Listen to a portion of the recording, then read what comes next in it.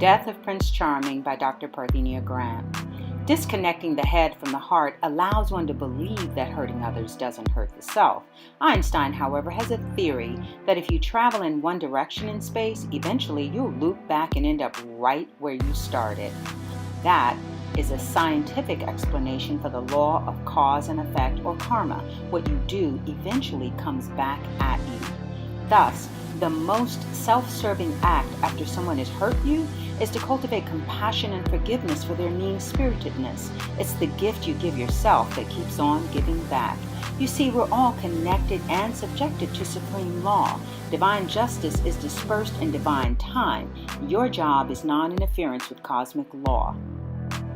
Prince Charming missed that memo in metaphysics, explaining why he ended up thinking he was above the law of the universe. Of course, it didn't help that patriarchy socialized him to compartmentalize the abuse and objectification of women. After his first heartbreak, the prince quickly disconnected his direct dial up to God via the heart by rerouting it through the head. It was a defensive mechanism to protect himself from future hurt, stemming from a vow to never, ever allow himself to feel the pain of heartbreak again, thereby ensuring that his heart would never ever heal. As if that wasn't precaution enough, he erected steel walls between sex and love in a vain attempt to have both. All he ended up doing was ensuring that he would remain one of the walking wounded who never heals. All around him, the prince failed to see that despite multiple heartbreaks, most women managed to keep their heads connected to the heart for the love of children. Otherwise, without that counterbalance, patriarchy might have destroyed the planet. Prince Charming's skill at compartmentalization hid a subtle form of misogyny behind a sophisticated denial mechanism that allowed him to blame others to avoid taking responsibility for his actions. He believed free will granted him the right to do his thing free from consequences. He was half right. Everyone is free to do what they want, but no one is free from the consequences of that choice. Nor are we free from the effects of passing time. After the era of Pisces ended, the blind belief in might makes right began to be re-examined. In the 60s, women en masse started walking away from the Piscean model of misogynistic relationships, choosing to face the angry backlash from narcissistic males like Prince Charming.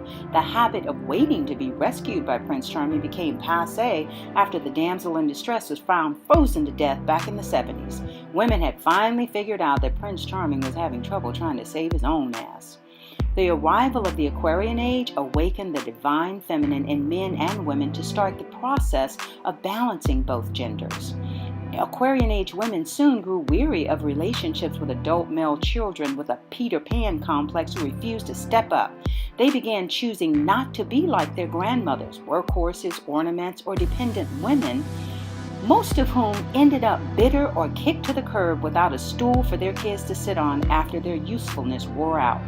Now, more than 70% of Aquarian Age women choose financial independence and education over passivity and dependency, while others are figuring out that being easy tends to translate into easy come, easy go for the Prince Charming type, who enjoys the hunt and the idea of earning the woman he hunts more than he enjoys the conquest. To pursue or be pursued, now that is the question. While women chasing men eliminates men having to risk rejection, it also makes it harder for most men to say no to an easy conquest. Studies show that women who chase men and men who prefer being chased end up with diminished self-worth. So who chooses whom today? Back in the day, patriarchy gave women little choice in the matter. A man chose the women, plural, period. Today, the fact that a man chooses a woman comes with a pretty good chance the woman will not choose him back. Thus, Aquarian Age women now have the final say in whether the guy gets the girl, regardless of who chases whom. There's simply no accounting for chemistry, personal history, or karma in relationships.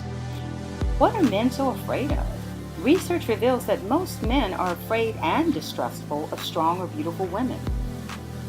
Prince Charming admitted he didn't even trust his own mother. Studies also show that most men blame women for much of their misery. Prince Charming missed the memo that life breaks everyone. What matters is how we mend in the broken places.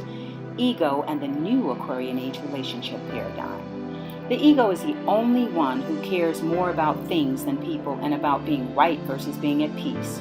The truth doesn't hurt anyone except the ego, who is always offended by it. When ego runs amok, love flies out the window, moving one headlong into heartache. Only the ego can be at odds with both God and truth when truth is God and God is truth. The real power lies in non-reactiveness to overblown egos and learning to avoid or deflect the blow. What others do to you creates karma for them. Revenge or reactiveness creates karma for you. Learn from children who build sandcastles without walls. When our egos are set aside, we break down the walls ego build. The bestowal of love in any form is a blessing. After 18, no one is obligated to help us, to support us, to love us, or to give us anything at all, not even our parents. There is a gift of grace in knowing that somebody somewhere is ready to offer you a random act of love. All you need to do is receive it with gratitude, humility, and an open heart. Being awake begins with trusting your own eyes, listening to your own heart, because the heart never lies, paying attention to the silent spaces between the words people speak, and noticing the disconnect between what they do and say. Prince Charming is dead. May his death free us all to create new myths based on the hero hidden within each of us.